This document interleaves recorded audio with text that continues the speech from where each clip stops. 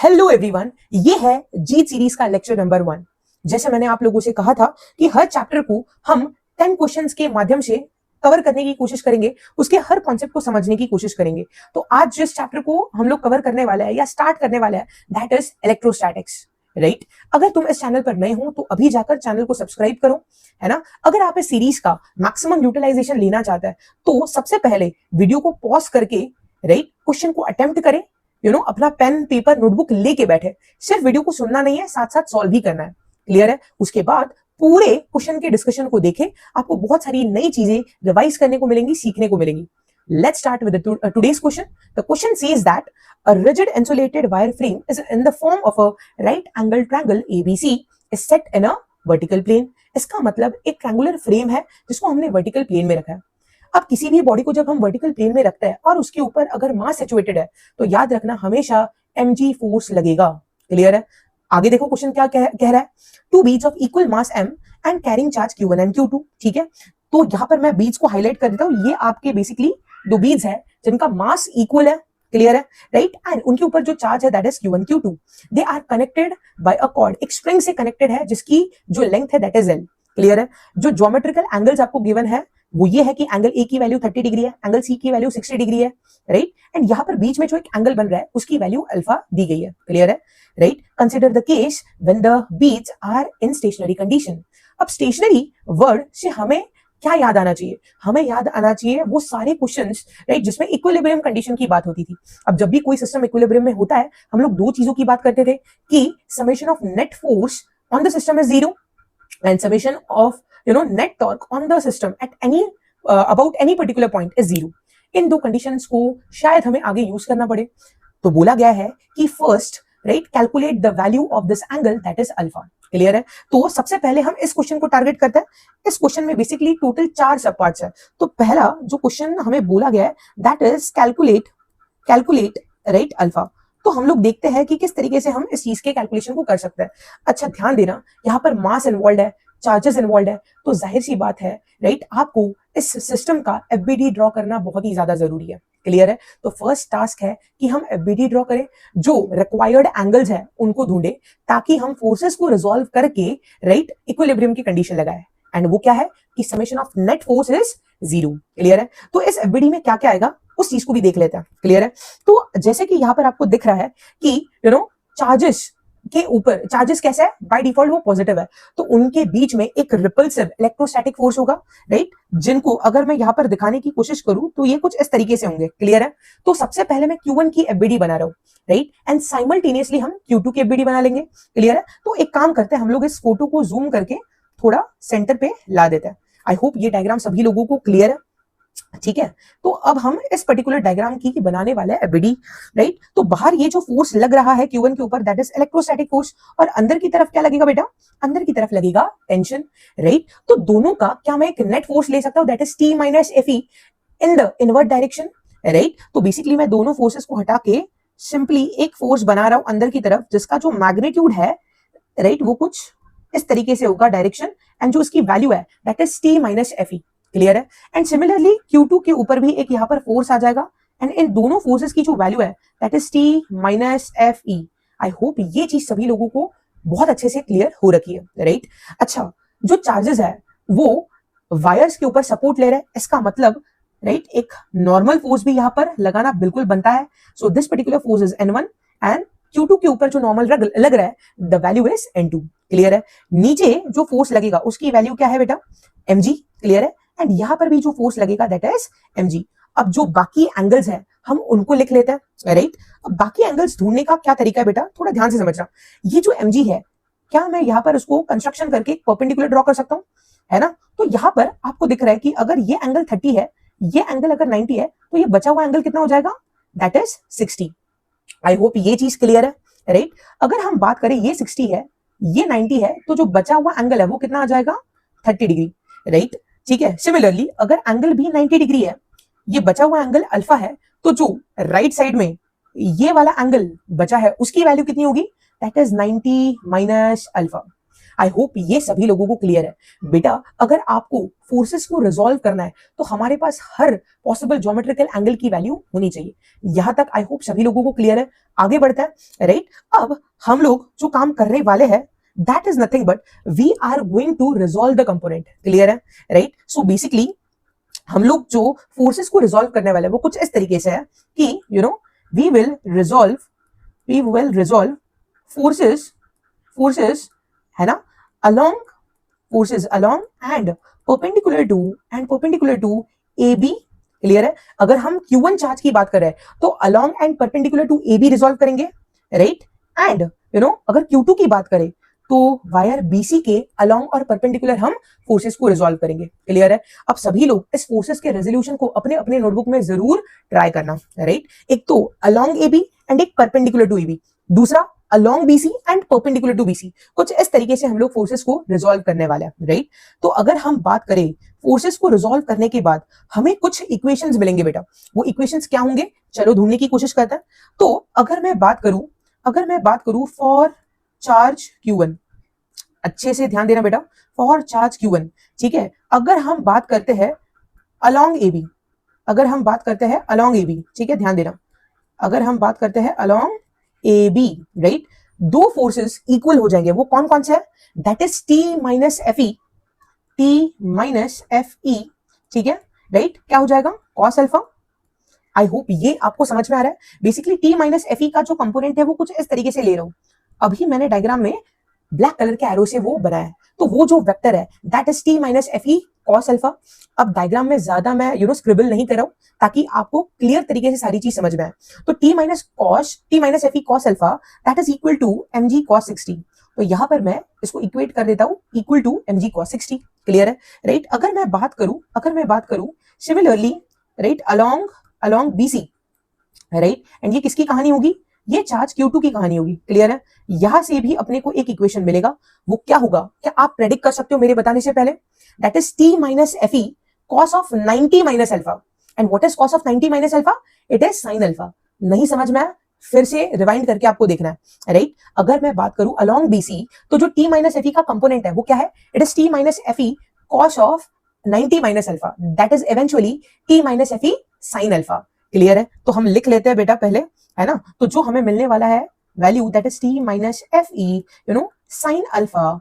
And ये किसके equal होगा? This will be equal to mg का cos 30 वाला कंपोनेंट। फिर से डायग्राम पे ध्यान देना, mg का cos 30 वाला कंपोनेंट। अब YouTube पे आप वीडियो को जूम करके डायग्राम पे अच्छे से भी देख सकते हो, तो वो जरूर करके देखना अगर आपको चीजें क्लियर नहीं हो रही है। Okay, so T minus FE sin alpha that is going to be equal to mg cos of 30 degree. I hope ये चीज सभी लोगों को क्लियर है।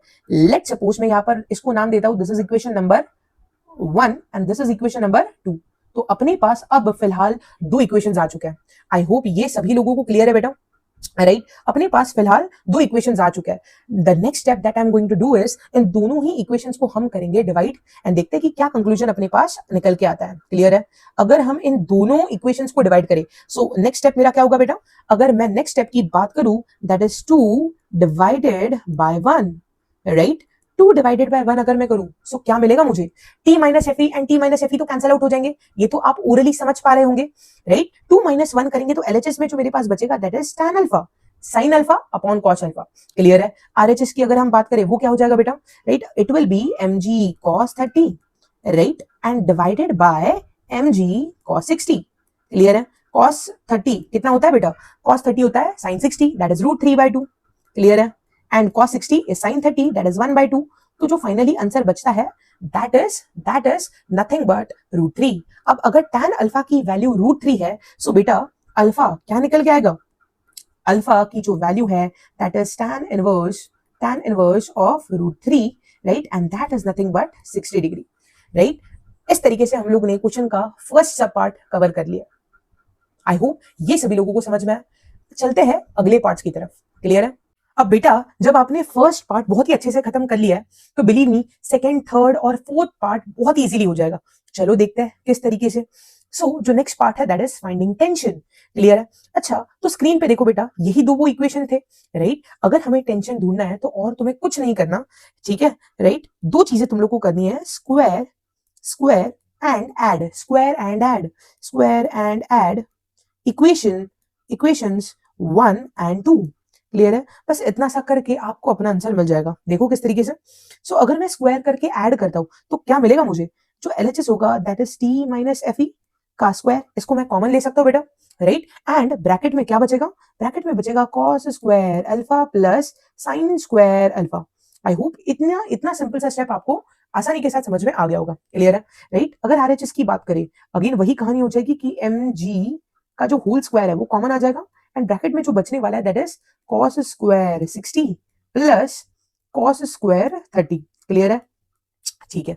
अब देखो आगे और हम लोग क्या कर सकते हैं सीरीज में, राइट। नेक्स्ट जो स्टेप होगा उसमें हम लोग लिख सकते हैं बेसिकली जो LHS है that is nothing but T minus F E का whole square, right. T minus F E का होल स्क्वायर एंड जो RHS बचेगा दैट इज mg का whole square into cos square 60। What is cos square 60? That is 1 by 2 का whole square, that is 1 by 4 and plus cos 30 sin 60 तो root 3 by 2 का whole square, that is nothing but 3 divided by 4। So basically RHS में जो बचता है that is mg का whole square। So अगर हम फाइनली बात करें, राइट, जो हमें आंसर मिलेगा अगर हम स्क्वायर को एलिमिनेट कर दे, बेसिकली स्क्वायर रूट ले ले, तो जो आंसर आपको मिलेगा that is T minus F E is equal to mg। I hope ये सबको समझ में आ गया है एंड इसी तरीके से हम लोग को टेंशन की वैल्यू मिल जाएगी। व्हाट इज टेंशन बेटा? टेंशन इज इक्वल टू, है ना, Fe उस साइड चला जाएगा प्लस Fe हो जाएगा एंड Fe को हम लोग लिख सकते हैं दैट इज के Q1 Q2, उनके बीच की दूरी L थी तो L का स्क्वायर प्लस mg। इतना सिंपल बेटा ये सवाल था, राइट। क्लियर है सभी लोगों को? इसको बिल्कुल बॉक्स में बंद कर लेते हैं, ठीक है। यस, सो ये अपना फाइनल आंसर है। This is your tension. I hope ये सभी लोगों को क्लियर है। अच्छा, यहां से हम लोग ना और एक चीज निकाल लेते हैं बेटा, वो क्या है? चलो देखते हैं, राइट। यहाँ पर हम लोग को अल्फा की वैल्यू मिल चुकी है, राइट, ठीक है। अगर हमें अल्फा की वैल्यू मिल चुकी है तो हमें टी माइनस एफ ई, ये जो वेरिएबल है, राइट, ये भी मिल जाएगा। ऐसा क्यों? क्योंकि हमारे एग्जाम में सारे जो आंसर्स थे वो mg के टर्म्स में थे। क्लियर है? राइट। तो टी माइनस एफ ई की अगर मैं बात करूं, टी माइनस एफ ई, है ना, इक्वेशन 1 को मैं यूज कर रहा हूं यहाँ पर। cos अल्फा, अल्फा की वैल्यू कितनी थी? 60, राइट। अगर अल्फा की वैल्यू cos 60, राइट, अल्फा की वैल्यू 60 है तो बेसिकली इक्वेशन 1 में क्या आ जाएगा? This is cos 60 and RHS में भी देखो क्या आ जाएगा? mg cos 60। That means we have yet another amazing conclusion, that is t minus fe is equal to mg। ये कंक्लूजन भी आगे हमें बहुत ही ज्यादा हैंडी हो सकता है। आई होप ये सभी लोगों को क्लियर है। चलो आगे बढ़ते हैं। That is nothing but on to our question number 3, right. तो ये है बेसिकली डायग्राम क्वेश्चन नंबर 3 का। I hope this particular diagram is visible to all, है ना। यहाँ पर मैंने उसी डायग्राम को कॉपी कर लिया है। क्लियर है? Right. Now to find normals n1 and n2 हमें फोर्सेस को क्या करना पड़ेगा? रिजॉल्व करना पड़ेगा, बट अब perpendicular to AB and BC respectively. Clear है? राइट। तो बेसिकली देखो n1 खुद पहले से ही परपेंडिकुलर है, n2 भी परपेंडिकुलर है, तो जो रिजॉल्व होने वाले फोर्सेस है वो कौन कौन से होंगे? वो होगा t माइनस एफ ई का कंपोनेंट, राइट, एंड mg का कंपोनेंट। क्लियर है? एंड हमें अभी थोड़ी देर पहले पता चला कि t माइनस एफ ई खुद भी mg ही तो है। क्लियर है? चलो देखते हैं क्या आंसर आ रहा है। सो बेसिकली अगर हम इसको सॉल्व करें, राइट, तो n1 ये ऊपर वाला फोर्स है, उसके करस्पॉन्डिंग नीचे जो कंपोनेंट्स आने वाला है, राइट, पहले अलोंग में mg cos 60 था तो अब क्या बचेगा? mg sin 60। क्लियर है? mg sin 60, okay, right, plus t minus F ई, प्लस t माइनस एफ ई, क्या बचेगा? पहले cos अल्फा था अलोंग में तो अब बचेगा sin अल्फा, है ना। तो this is sine of alpha. Clear है? And t minus F E की वैल्यू क्या थी? mg। अल्फा की वैल्यू क्या थी? 60 डिग्री। तो पुट करके क्या आंसर आएगा? राइट, ठीक है, that is 2 into mg sine of 60 degree. I hope this is very very clear. Solve करने के बाद जो n1 की वैल्यू आ जाएगी that is nothing but √3 times mg। I hope ये चीज सभी लोगों को क्लियर है, राइट। सिमिलरली क्या हम n2 के लिए सॉल्व कर सकते हैं? चलो देखते हैं, राइट। n2 की अगर हम बात करें, ये ऊपर वाला फोर्स है, उसके करस्पॉन्डिंग नीचे वाले फोर्सेस क्या आ जाएंगे? नीचे वाले फोर्सेस आ जाएंगे mg sin 30, राइट। पहले cos 30 था तो परपेंडिकुलर वाला कंपोनेंट sin 30 होगा। क्लियर है बेटा?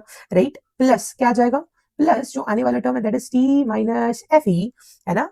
cos ऑफ 90 माइनस अल्फा था, अब क्या हो जाएगा? sin of 90 minus alpha, but sin of 90 minus alpha is cos alpha. तो यहाँ पर जो मैं टर्म लिखूंगा दैट इज cos अल्फा।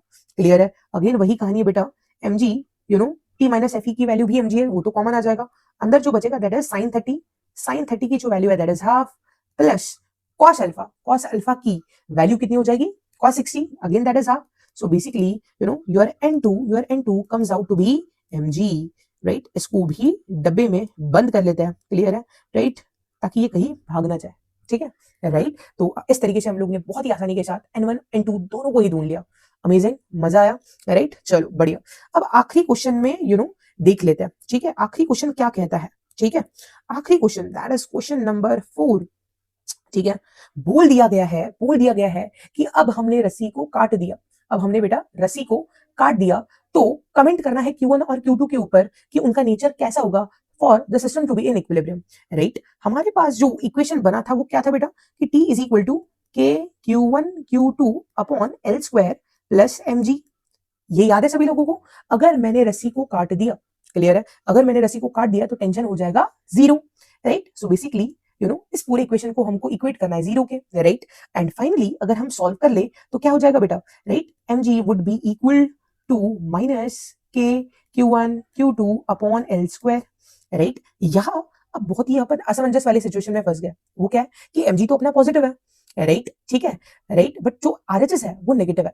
तो अगर RHS जो नेगेटिव में है उसको पॉजिटिव में लाना है, क्या बेसिकली हम ये बोल सकते हैं कि Q1 और Q2 का जो नेचर है वो अपोजिट होना चाहिए, क्योंकि अगर Q1 Q2 अपोजिट नेचर के है तो उनका प्रोडक्ट भी नेगेटिव होगा, right. And negative into negative is positive, clear है, right. So what can you comment कि अगर सिस्टम को रस्सी काटने के बाद भी इक्विलिब्रियम में रहना है, so basically the comment is that Q1 Q2 should be of opposite charges, right, opposite nature, है ना. अगर Q1 पॉजिटिव है तो Q2 को नेगेटिव होना पड़ेगा, राइट. एंड अगर Q2 नेगेटिव है तो Q1 को पॉजिटिव होना पड़ेगा, क्लियर है.